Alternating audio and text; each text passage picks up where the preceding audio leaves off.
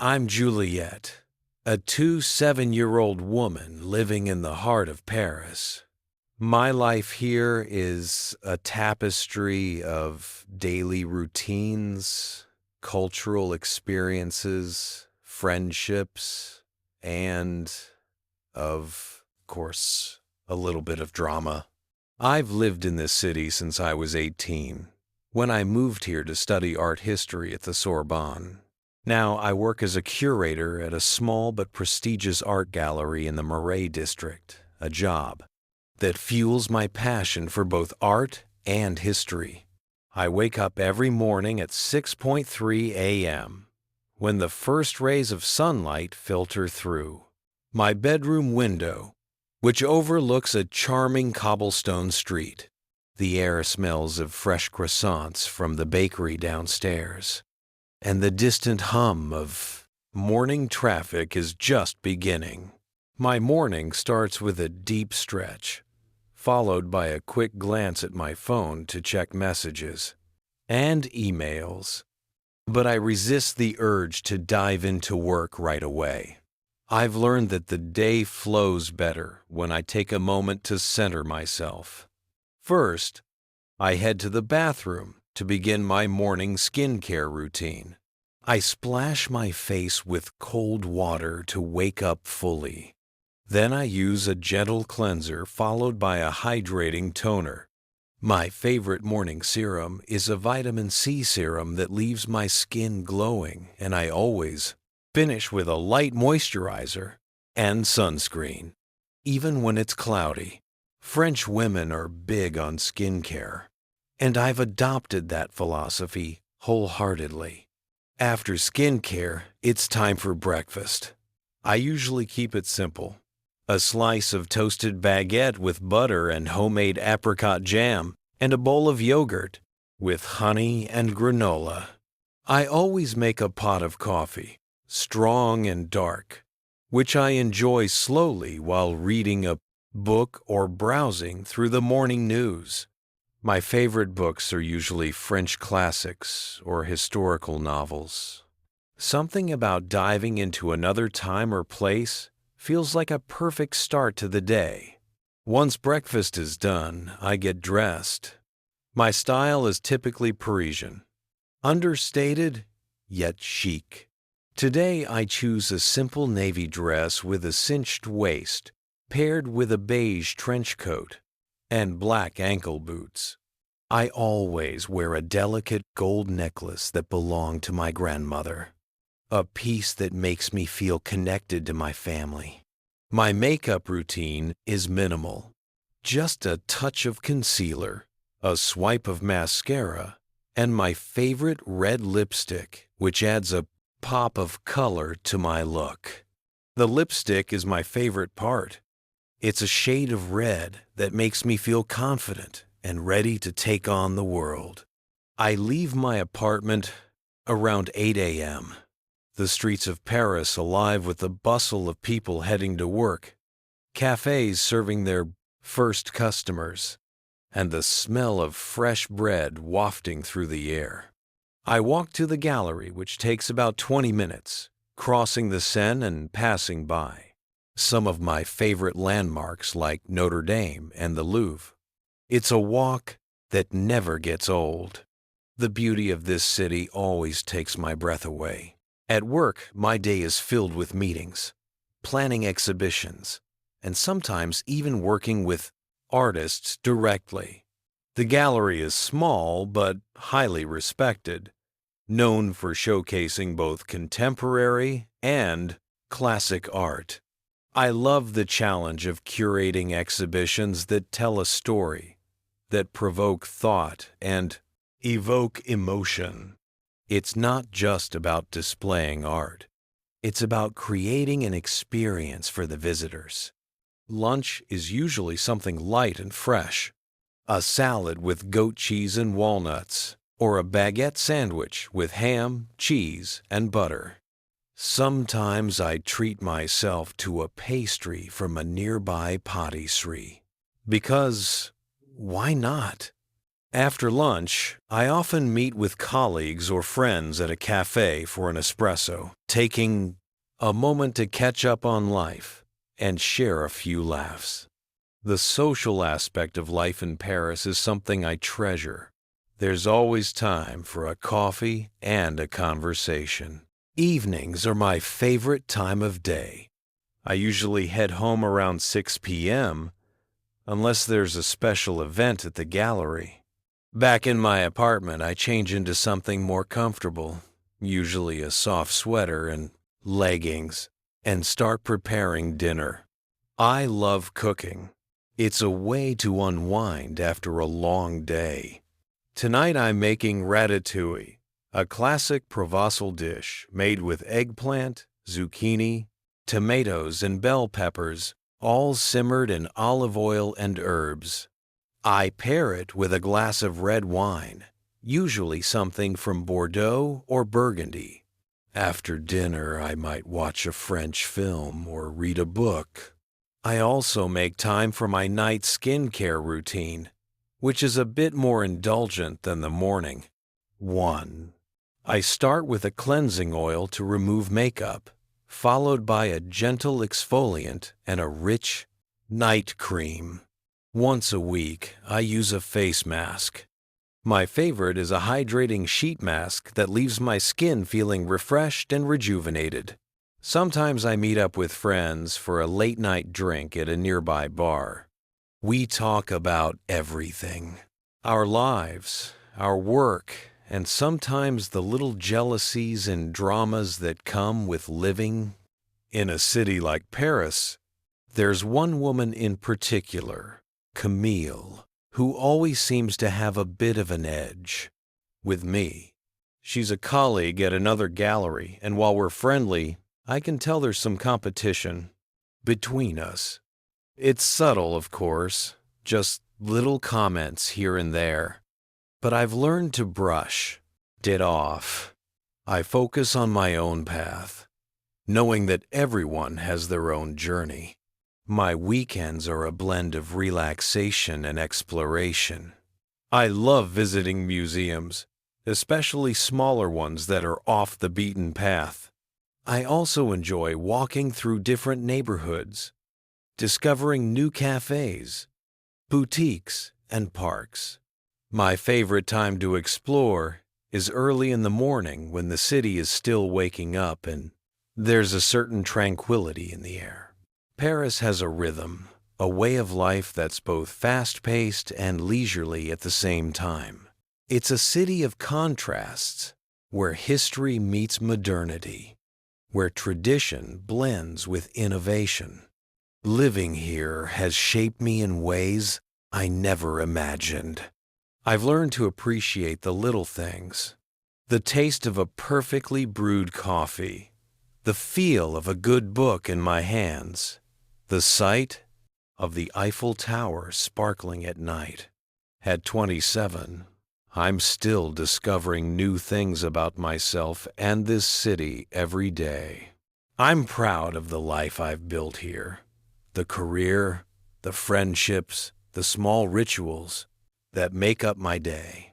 And while there are challenges, like dealing with jealousy or the occasional loneliness, I wouldn't trade this experience for anything. As I look toward the future, my life in Paris continues to evolve in ways that both excite and challenge me. Now that I'm in my late 22nd, I'm more certain of what I want and what I don't want out of life. One thing I've become increasingly sure of is that marriage isn't for me.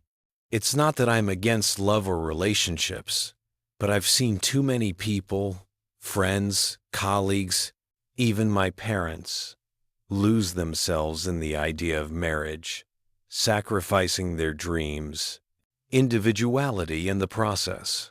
I've had a few significant relationships in my life, but each one has reinforced my belief that marriage would feel like a cage, not a partnership. There's a certain freedom in living life on your own terms, in not having to compromise. your ambitions or lifestyle for the sake of someone else. The men in my life have been wonderful in many ways, but they've also shown me the limitations that come with traditional expectations of relationships. For instance, my last boyfriend, Lucas, was charming, intelligent, and loved me deeply, but he wanted a life that was more settled. He dreamt of a house in the suburbs, children, and a routine that felt suffocating to me. I, on the other hand, dream of traveling the world, diving deeper into my career, and continuing to grow as an individual. The idea of tying myself down to a conventional life scares me more than the prospect of being alone.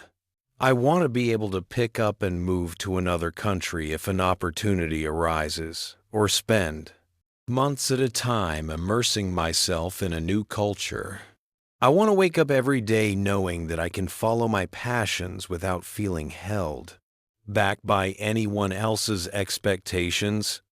One of my biggest dreams is to open my own art gallery someday. A space that isn't just for displaying art, but for nurturing new talent and fostering creativity.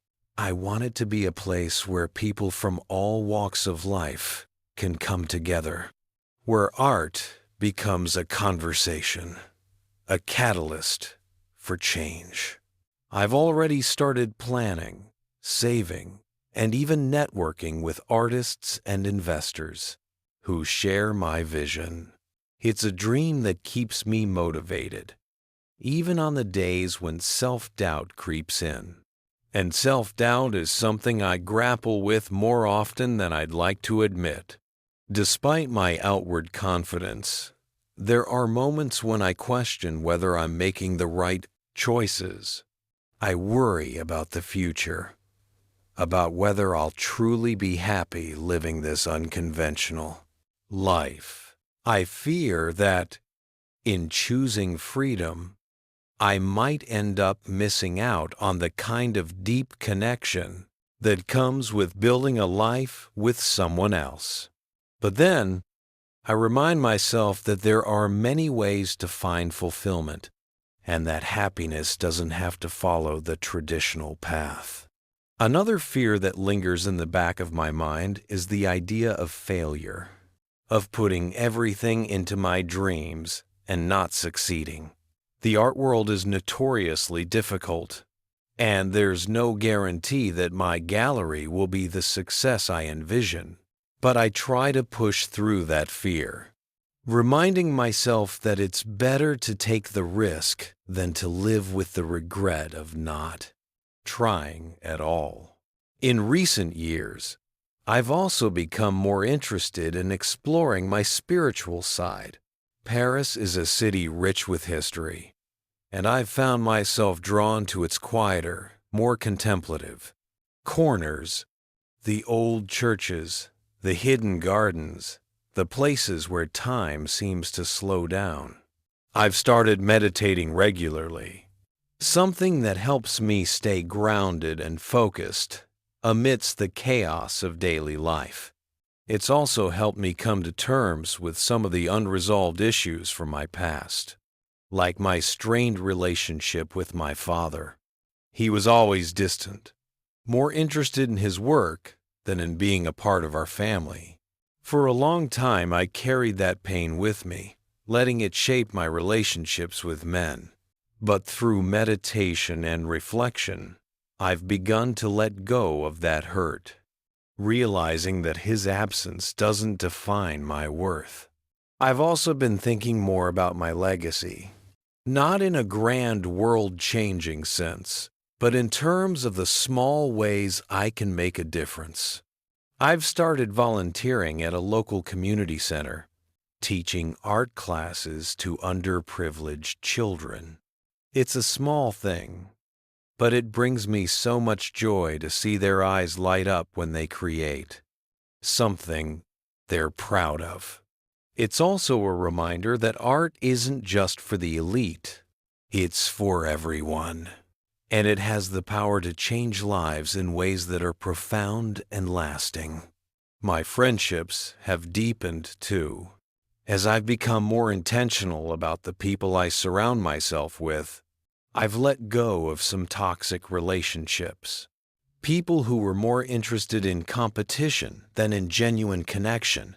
In their place, I've cultivated a circle of friends who inspire and uplift me, who understand and respect my choices, even if they don't always agree with them. We support each other's dreams, celebrate each other's successes, and are there for each other in the tough times. It's a kind of chosen family that I value deeply, one that makes the prospect of not having a traditional family of my own feel less daunting. As I move forward, I'm excited about the unknown. I don't have everything figured out, and I'm okay with that. Life is a journey, and I'm committed to making it as rich, fulfilling, and true to myself as possible. Whether that means continuing my life in Paris, moving to another country, or finally realizing my dream of opening a gallery, I know that I'm on the right path for me. A path where marriage isn't the goal, but where love, passion, and creativity are the Christ, guiding lights. As my journey continues, I find myself drawn to the more unconventional aspects of life. In Paris, there's a world within this city that's hidden beneath the surface. A network of secret places and experiences that only those with a curious heart can uncover. I've always been fascinated by the lesser-known history of Paris. The stories that aren't found in guidebooks are told on tours. And recently, I've been delving deeper into this side of the city. One of the more unusual things I've started doing is exploring the catacombs, an intricate labyrinth of tunnels and chambers beneath Paris that few dare to venture into. While the official tour is well known, I've connected with a group of urban explorers who have access to parts of the catacombs that are off limits to the public. It's thrilling and a bit eerie, descending into the darkness with only a headlamp to guide the way. Surrounded by centuries of history, the walls are covered in graffiti, some of it recent, some of it dating back to the 18th century, when the tunnels were first used as an ossuary. There's a sense of being in another world down there, where time stands still and the hustle and bustle of Paris feels like a distant memory. These underground adventures have become a form of escapism for me, a way to step out of the everyday routine and experience something entirely different.